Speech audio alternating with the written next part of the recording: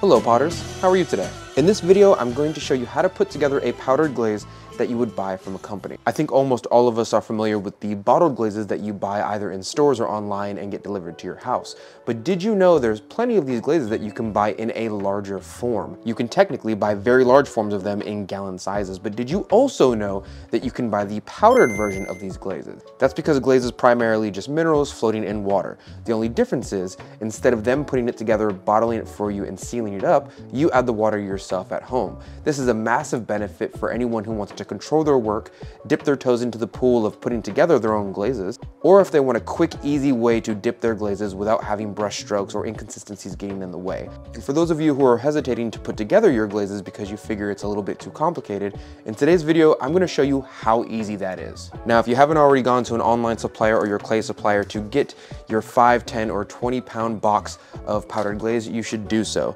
In today's video, I'm going to be putting together Ultramarine DL-23 from AMACO. This is from their new dipping and layering glazes. It should come out exactly like this.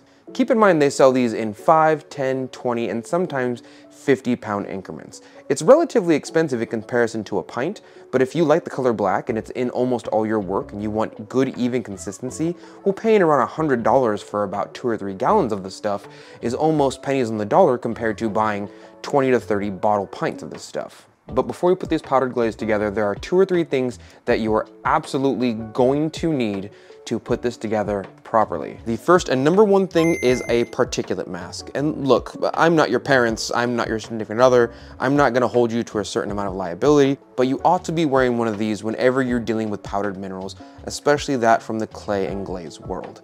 Safety first, don't breathe your stuff in, wear a mask, and wear protection.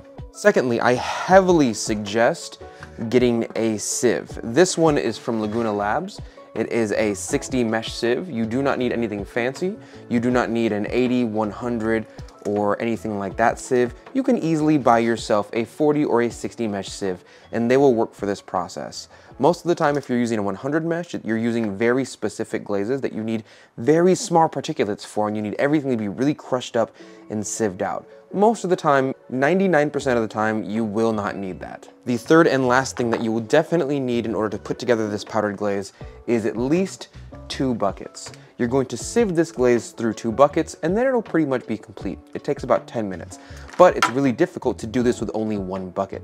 So I heavily suggest you have 1 bucket for your sieving and another bucket either for your water, and at the end of this, one of these 2 buckets will hold the glaze itself, so you can dip right in there. A quick little potter tip before we start: 5 pounds usually equals about a gallon or more of glaze. Because of this, you're going to need a little more room than a gallon. So don't go to the store and buy yourself a 1 gallon bucket just because this says it makes 1 gallon of glaze. I heavily suggest you get yourself a 2 or 3 or even 1.5 gallon bucket. Trust me, it'll save you a lot of headache, and some of the materials in different glazes expand differently. They don't all mesh together in water the same. Because of this, you might have put one together previously that works out really well in a 1.5 bucket, but this one here, we don't know what's inside of it. Some of these minerals might expand in water a little bit better than other minerals, and because of that, you want a little extra space when putting these glazes together. I heavily suggest you get at least a 2 gallon bucket. With that being said, let's get started. Go ahead and get your powdered glaze, open up the box, and pull out the instructions. Usually inside of these boxes, they'll have a piece of paper that gives you instructions to go along with the powdered glaze. Right underneath these ought to be a very large bag of just straight powder. This is technically your glaze, it's just not mixed with water yet. So we can take this box and put it over to the side. All glazes don't have a standard amount of water that you put in them. Every glaze needs a specific amount of water in order to get the proper results that are promised to you on the label or the bottle. So you're gonna open up the instructions and find that amount of water. For this glaze specifically, it says use 3.8 liters of water. So we're gonna get our other bucket. This bucket here is a 6-liter bucket, so this should work just fine. And we're gonna put around 4 liters of water in here.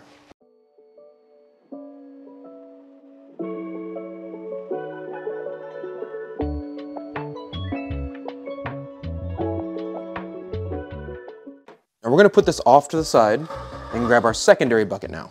A quick little potter tip here: most of the time I'm putting powder glazes together, I almost always put a cushion amount of water at the bottom of the secondary bucket.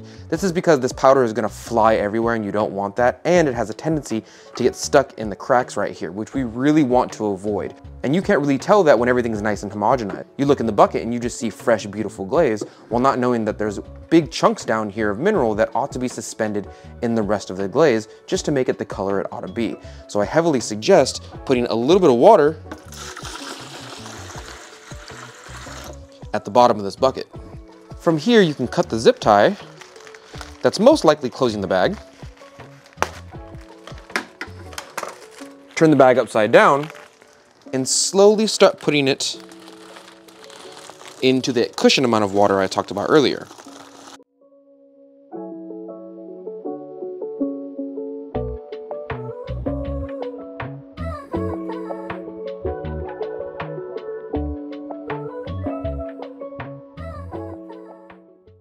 A little potter tip here, I did just dump the entire 5-pound bag into this cushion of water, and I'm planning to add the rest of our water amount into this right now. But I will say that technically speaking, most of the companies that supply this type of service to you will homogenize these minerals beforehand.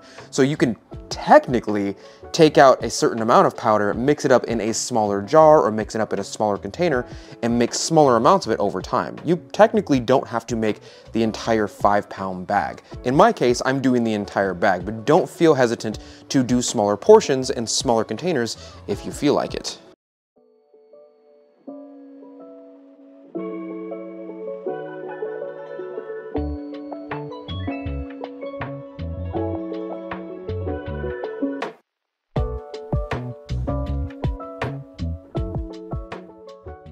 From here, you're most likely noticing that I only added about 90% of the water. It's always good to save a little bit more water because we're going to sieve this through to make sure everything's nice, even, and homogenized. And because of this, I want to set by a little bit of water later on. You see, the glaze only calls for a certain amount of water. If I use this entire amount of water in the initial process and then go back and add more water, well, now I have an off ratio glaze. Technically speaking, if I have 4.5 liters of water inside this glaze and it calls for 3.8, well, it's my fault if the color doesn't come out as blue as it ought to be. So I always save the actual amount of water in reserve somewhere else so I can use it in the rest of the glaze. Technically speaking, this doesn't have the entire amount of water in it because I know I'll be using that other water for a process later on. That's why I only added about 90%. From here, you can either get a drill with an attachment on it or a whisk or anything that you're comfortable with mixing your glazes.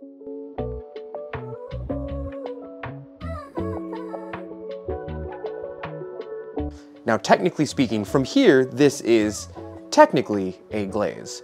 To finish this process off, if we didn't want to sieve our glaze from this point on, we would add the rest of the water into the glaze, mix it up a little bit more, and it would be ready and set to go. We would use it right out of the gate. But I suggest always sieving your glaze, regardless of whether you make it yourself or you buy the powder from a company, before using it, and I want to show you why. At this point, if you are planning on sieving your glaze, which I heavily suggest, you're going to get the second bucket we talked about at the beginning of the episode, you're going to get your sieve that we talked about at the beginning of the episode, and you're going to pour the initial batch that you just mixed with that partial amount of water into this sieve. A quick potter tip here, sieves come in many different sizes and shapes. Don't feel like you have to get one that fits the exact container that you're trying to make your stuff in. This is technically for a 5-gallon bucket, but I've never needed more than this, and this has always fit this right here. I also have a smaller sieve here that usually fits around other containers. So it's not like you have to get married to this one size. Now we're gonna take our glaze that we mixed earlier and we're gonna pour it directly through the middle of this sieve.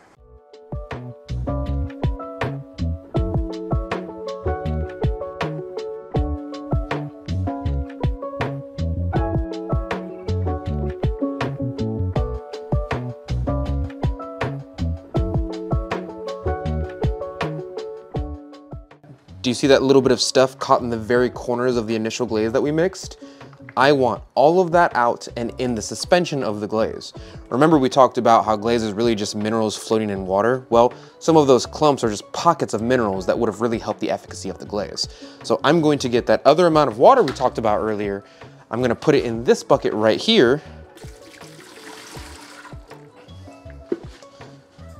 I'm gonna swish it around and get it mixed up really well so I get the rest of that sneeze amount of minerals that I want in the rest of my glaze. A brush helps. You technically don't need a brush, but I do suggest you get a brush to make sure you get all the glaze out of the corners. And now all the glaze clumps that were caught down there are in the water instead of at the bottom of the bucket. From this point, you can go back to your initial bucket of glaze, get your whisk or your brush, whatever have you, and scrape this along the bottom of the sieve. This will slowly but surely put the glaze through the sieve and start to kind of filter it out so that all the big clumps are no longer big clumps. They become small clumps that homogenize through the glaze way better, giving you much more even glaze, as well as much more even results.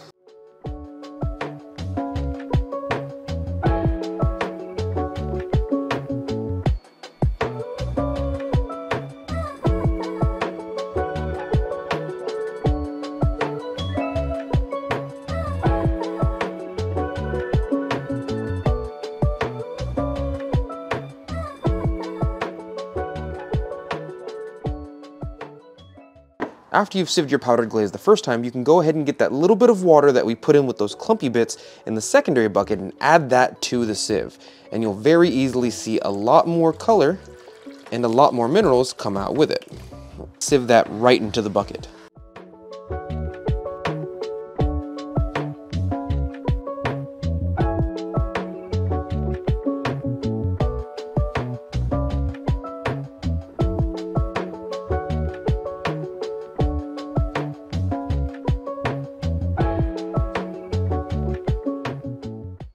Luckily for us, AMACO makes a pretty clean glaze. Sometimes you sieve a glaze and you have really big chunks that you can see in the middle of this sieve, but we just got tiny little small chunks. So this is a relatively clean and functional glaze as far as I'm concerned.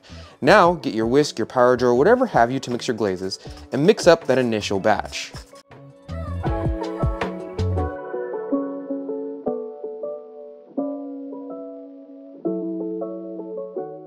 From here, you have a beautiful dipping and layering bucket of glaze. Nice, even, consistent work. From here, you can decide where you want your glaze. For example, I want it in this bucket right here.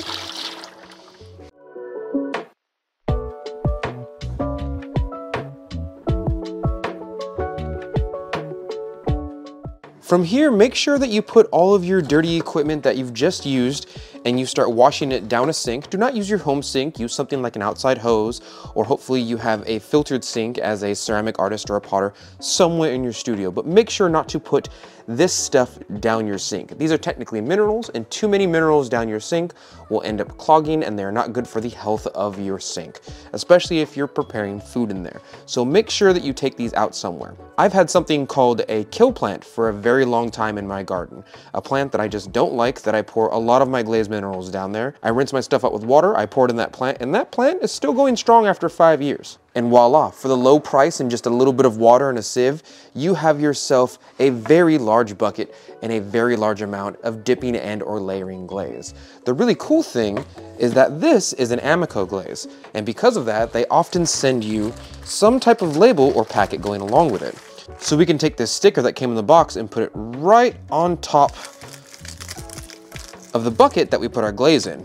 And now it always has a permanent little sticker until we run out of this glaze, in which time we'll peel it off and use it for another glaze. And that is how you put together powdered glaze. Well, thank you, potters, for joining us today. I figured I might as well make a very easy step-by-step video on how to put a powdered glaze together, but realistically, it's very, very simple. At the most, you have to buy a sieve and then make sure you separate water and mix very well. At the least, and I truly do mean if you decide to not sieve your glaze and separate the water, making a cushion like I did with all the little tips that I've included in this video, you really just have to put the amount of water the company says to put together with the powder and mix it really well and you're good to go. It's much more simplistic than most people think it is. The complicated part is putting the powder together. Thankfully for us, we can just buy the powder from a glaze company and they do the heavy lifting for us. Hopefully you guys found this video informative and helpful. Make sure you click all those like buttons and leave those comments on your way out. And I will see you, Dirty Potters, next week. Thank you for your patronage.